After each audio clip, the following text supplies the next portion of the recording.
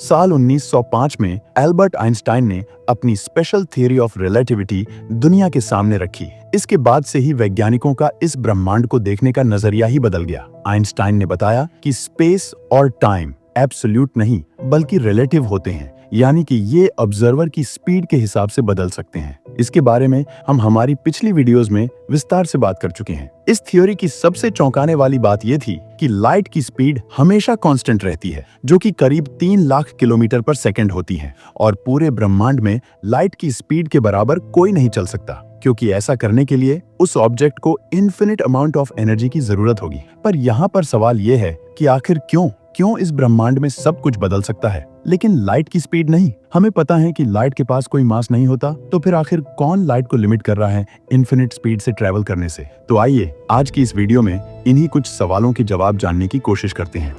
हमारे सवालों का जवाब जानने के लिए कुछ देर के लिए हम ये मानते हैं कि लाइट की स्पीड इनफिनिट होती है, यानी लाइट को ब्रह्मांड में कितनी भी दूरी ट्रेवल करने के लिए 0 टाइम लगेगा। अगर हम लाइट की स्पीड इन्फिनिटी अस्यूम करते हैं तो हमारे सामने कुछ समस्या आती है जो इस ओर इशारा करती हैं कि ऐसा होने पर हमारा ब्रह्मांड ही एग्जिस्ट नहीं करेगा। चलिए इसे एक उदाहरण से समझते हैं। मान लीजिए पृथ्वी से दूर एक तारा है जिससे निकली रोशनी हम तक पहुंचती है। हमने कुछ समय के लिए ये माना है कि लाइट की स्पीड इनफिनिट है और इसकी वजह से लाइट को उस तारे से पृथ्वी तक पहुंचने के लिए बिल्कुल भी समय नहीं लगेगा और लाइट तारे से निकलते ही इंस्टेंटली पृथ्वी पर पहुंच जाएगी। अब चलिए हम उस तारे की पृथ्वी से दूरी कैलकुलेट करने की कोशिश करते हैं। हमने अपने बचपन में स्पीड, टाइम और डिस्टेंस के बीच का ये रिलेशन जरूर पढ़ा होगा, speed equal to distance by time.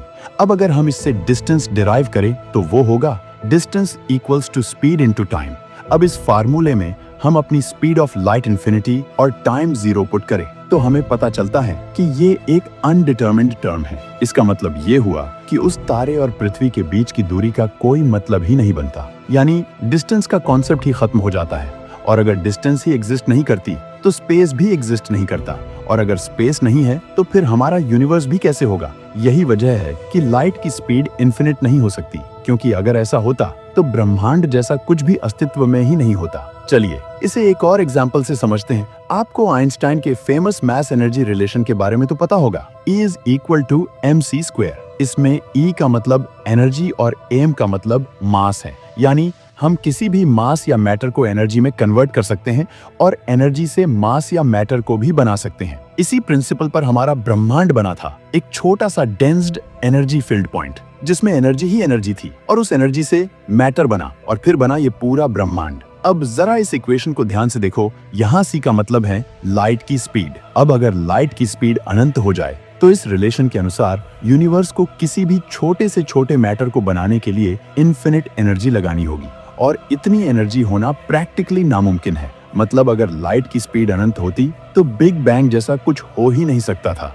ना मैटर बनता, ना स्टार्स, प्लैनेट्स, गैलेक्सीज और ना ही हम। सीधी सी बात यह है कि हमारा ब्रह्मांड इसलिए है क्योंकि लाइट की स्पीड एक फिक्स लिमिट में बंधी हुई है। अगर ये स्पीड इनफिनिट होती तो यूनिवर्स का एग्जिस्ट करना ही नामुमकिन हो जाता, यानी यूनिवर्स का एग्जिस्टेंस ही इसलिए है क्योंकि ये बंधा हुआ है। अब शायद आपके मन में एक सवाल आ सकता है कि लाइट की स्पीड इन्फिनिटी तो नहीं हो सकती, लेकिन 3 लाख किलोमीटर पर सेकंड ही क्यों? क्या लाइट की स्पीड इससे ज्यादा नहीं हो सकती? तो मैं आपको बता दूं कि हमारे यूनिवर्स ने लाइट की ये स्पीड सेट की है, और अगर यूनिवर्स अलाउ करे तो लाइट और भी तेज चल सकती है। बस फर्क सिर्फ इतना होगा कि हमारे फिजिक्स के लॉज बदल जाएंगे।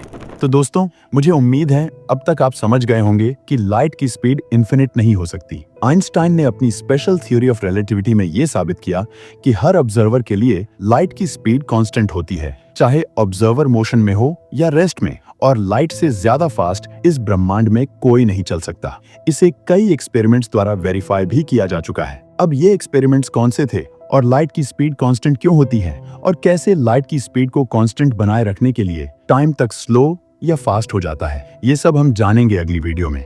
अगर आपको इस वीडियो से कुछ भी सीखने को मिला तो इसे एक लाइक और चैनल को सब्सक्राइब जरूर करें। और अगर आप जानना चाहते हैं कि स्पेस और टाइम क्या है और कैसे ये दोनों एक दूसरे से जुड़े हैं, तो आपके सामने आई इस वीडियो पर क्लिक कर दीजिए। मैं आपसे उसी वीडियो में मिलता हूँ। धन्यवाद।